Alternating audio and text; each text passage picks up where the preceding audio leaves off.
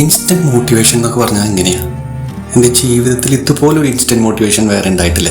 ഇത് ഒരു പ്രത്യേക വെറൈറ്റി മോട്ടിവേഷൻ ആയി. വളരെ ചെറിയ സമയം കൊണ്ട് ഒറ്റ ഉത്തരത്തിൽ നമുക്ക് എനർജൈസ് ആവുന്ന തരത്തിലുള്ളൊരു മോട്ടിവേഷൻ ഇതെൻ്റെ ജീവിതത്തിൽ സംഭവിച്ചതാണ്. കഴിഞ്ഞ ദിവസം എറണാകുളത്ത് പോയി വന്ന് ട്രെയിനിലാണ് പോയി വരുന്നത്. അപ്പോൾ 2 മണിക്കൂർ അങ്ങോട്ടും 2 മണിക്കൂർ ഇങ്ങോട്ടും ഒരു രക്ഷയില്ല, സീറ്റ് കിട്ടിയില്ല, തൂങ്ങിപ്പിടിച്ച് നിന്ന് അതും ട്രെയിൻ കിട്ടാൻ വേണ്ടി അവിടെ 15 മിനിറ്റും ഇവിടെ 15 മിനിറ്റ്, അങ്ങനെ 1/4 മണിക്കൂർ ഓടിപ്പിടിച്ച് എത്തി. അവസാനം രാത്രി 8:30 വീട്ടിലെത്തുമ്പോൾ ഫുള്ളി എക്സോസ്റ്റഡ്, തീരെ വയ്യായിരുന്നു. എനിക്ക് നിൽക്കാൻ പോലും വയ്യാത്ത പോലെ വന്നത്. ഞാനൊരു 5 മിനിറ്റ് ശവാസനത്തിൽ കിടക്കാമെന്ന് വിചാരിച്ച് നിലത്ത് മലർന്ന് കിടന്നു, ഫുൾ പ്ലെയിൻ നിലത്ത്. കണ്ണടച്ച് കിടക്കുമ്പോൾ ഞാനിങ്ങനെ മനസ്സിൽ വിചാരിച്ചു, ഭൂമിദേവി ആണല്ലോ ഈ ജീവികളുടെ എല്ലാവരെയും അമ്മ.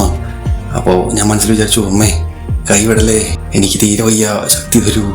നമ്മൾ സാധാരണ വിചാരിക്കുന്ന പോലെ തന്നെ ഞാൻ പറഞ്ഞു, ഭൂമിദേവി കൈവിടലേ. അപ്പോൾ ഇൻസ്റ്റൻ്റ് ആയിട്ട് ഭൂമിദേവിയുടെ മറുപടി കിട്ടിയതാണ് അതിൽ പ്രത്യേകത.